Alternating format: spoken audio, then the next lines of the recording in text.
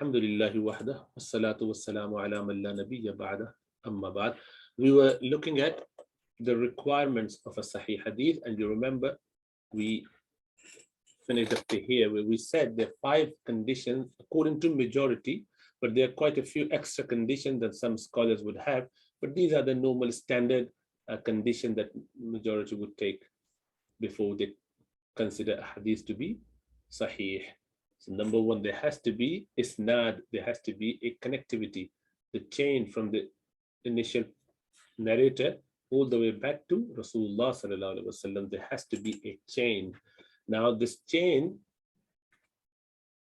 between all these chains, the narrators there are should have 2 qualities. One, that they have quite uprightness, they are righteous, means they have adala, and they should also have a good retentive memory, very good precision in their memorization.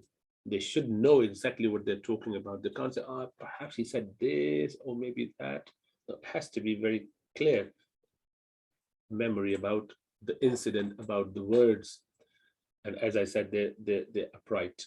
They're not involved in any public sins, any minor, leaving even the sunnah, but even the minor sins, they're okay to have that, but not publicly all the time in a lot of frequency, very frequently committing all those minor sins.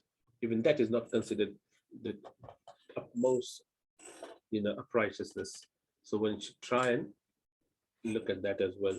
And then the matan, the text of the hadith, should not have any hidden defect, and likewise shouldn't have any shuduz, any anomaly, which is coming up with something which is strange, not said by any other imams. Someone who is higher in authority and authenticity has not mentioned it.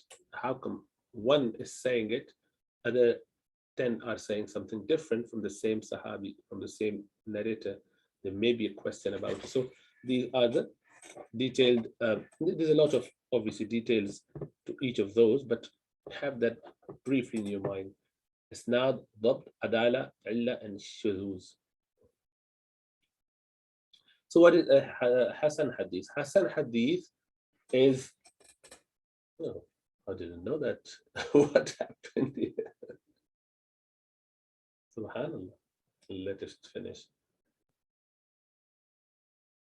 It's distracting us. So Hasan Hadith is a good Hadith, and it is quite clear that what happened, it is little less than the Sahih Hadith. What happened that the dabt or the memory of the narrator is slightly lower, it's slightly weaker memory compared to the Sahih Hadith. So the narrator in the Sahih Hadith would have fantastic memory, but the Hadith would become Hasan if their memory is slightly weaker. So it is slightly less, but it's still quite, qabil hujjah, very, very much a good Hadith. You can apply it for any matter. It's perfectly fine to act on it. It's only like, not absolutely weak in any way, but slight weak. Hadith da'if, on the other hand, it does not fulfill the criteria of even a Hasan Hadith. There could be break in chain, there could be issues with the narrator. Sometimes they have a lot of problems, sometimes they have mild problem, sometimes they are involved in some lies even, sometimes they have innovations. So they're not clear. There could be jihala, and there are quite a few defects found in them, one or the other, and each of them would give them a different status. So there's so many different levels of weak narration. So a rawi, the narrator, could be weak due to several different possibilities. They may have 1 or 2 or more, and whatever different level of blame they have in their character, they are labeled, the hadith is labeled differently. So the hadith munkar is the hadith matruk, or there's several, there's a break in the hadith, is like, is it maqtu, is it mursal or what. But that's beyond the scope of our discussion. All you need to know is that the hadith da'if is not just one term. There are so many different levels that one need to know. That's why they can't just reject all the hadith when they heard or if they ever hear the word hadith da'if, a weak narration. That does not mean that the hadith is rejected. Maybe this is only mildly weak and is still applicable. Okay.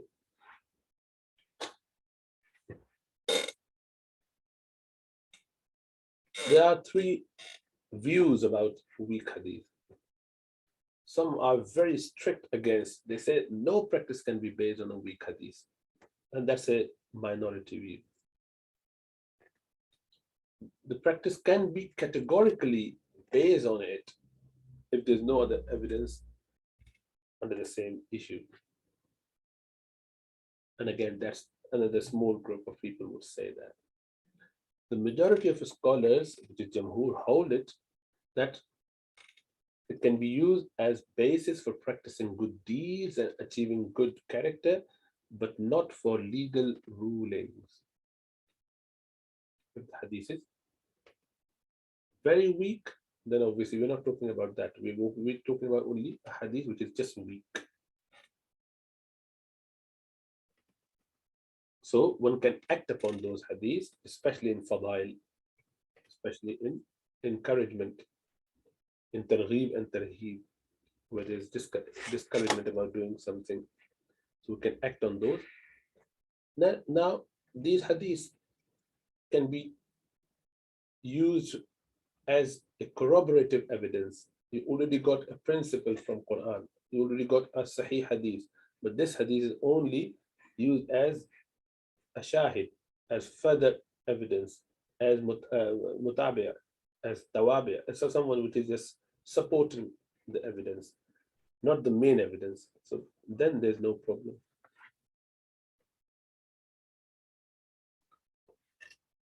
So Imam Abu Hanifa rahmatullah alayh said it is better to act on a weak hadith for which there is some trust that it is by Rasulullah sallallahu alaihi wasallam. Although there's weakness, 50-50, there's 50% chance that it may still be Rasulullah sallallahu alaihi wasallam's statement. So it's better and preferable over to your own opinion. So what you are coming up with is your individual reasoning. That reason obviously has little value compared to the possibility that the hadith may be from Rasulullah sallallahu alaihi wasallam.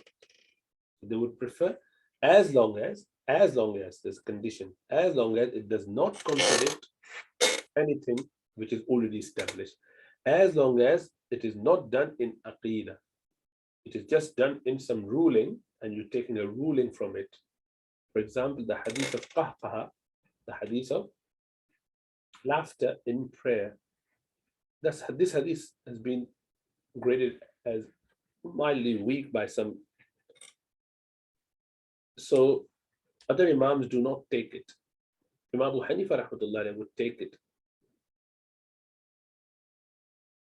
Imam Abu Hanifa would take it. And you say, if you are in the prayer and you have a loud laughter, then your prayer and wudu both are broken. You have to make new wudu and you have to then repeat your prayer. There was this incident where Rasulullah sallallahu alaihi wasallam was leading the prayer and the companions were praying behind him. It was after some rain a day or so ago, and they had a small puddle of water in masjid. So a blind companion came and he slipped and he had a fall on the ground. So obviously it's mild fall, not a major something. And it's quite common for people when they find someone elderly falling down, not elderly like in an adult, like in the say 30s and 40s. If they have a fall, you tend to laugh. So they just laughed loudly in the prayer, some of them. So Rasulullah sallallahu alaihi wasallam, after finishing the prayer, asked who did that, and those companions who did, he sallallahu alaihi wasallam ordered them to go and repeat your wudu and then pray again. as a punishment. So the other Imams would say that this is specific to those people. Imam Abu Hanifa said that whatever it is not conceivable through your analogy, through your, juridical, ascertainment. You can't decipher it just by intellectually looking at the incident, because no filth has come out of your body, which is the reason for breakage of your prayer, of your breakage of your, wudu, nullifying of your wudu. Your wudu get nullified if something bad has come out of your body, be it blood or pus or wind or urine. So nothing has come out of your body, and yet Rasulullah sallallahu alaihi wasallam commanded them to perform their wudu again. So which means that this is divinely inspired by Allah subhanahu wa ta'ala. This is through revelation. And when it comes to revelation, you do not use your logic. There is no need for any logical explanation for it. This is just Rasulullah sallallahu alaihi wasallam said it, and we keep it within the premise. So Rasulullah sallallahu alaihi wasallam made it within the prayer. If someone loudly laughed, the prayer and wudu would be broken. So we keep it like this. We would not apply this to outside of the prayer. Someone who is not praying and they had a laughter, it does not break their wudu. It is only within the prayer. We keep it within that premise, within that boundary. This is what Hanafis would say. And other Imams would not take it. They said the hadith has some weakness, and it was specific to even if you take that hadith to be sahih or practically usable, then yes, we agree with that. But this is for those people, and this was a specific situation for specific people, not to be generalized for anyone else. But that's the Imam's difference of opinion.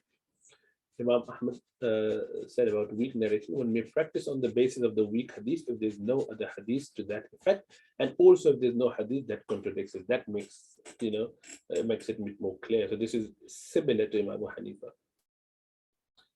Hadith mawdu, which is the fabricated hadith, and you can't even say the hadith. This is hadith. It's not actually a hadith. It is only to make people aware of fabrication. People have fabricated many hadiths to support their point, to support their deviance, and many of the deviant sects, they created those, and they cannot be used at all.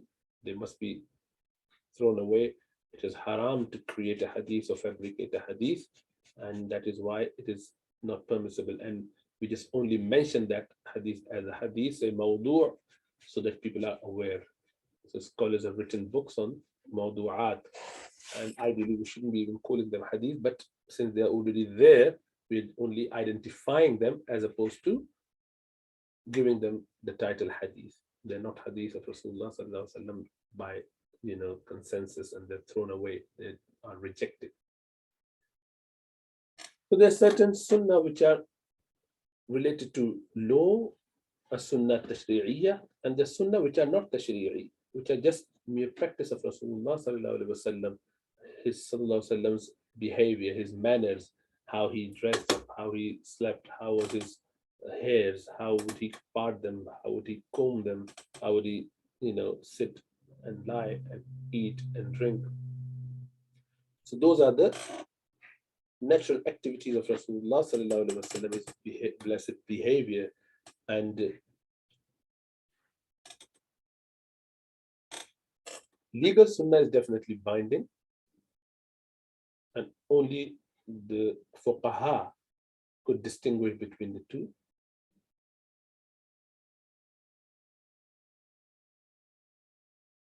There's difference of opinion. Certain scholars would say, well, technically, those things which are not associated with Sharia, religious ruling, are Rasulullah sallallahu alaihi wasallam's personal ijtihadat, his personal opinion in matters of medicine, for example, in matters of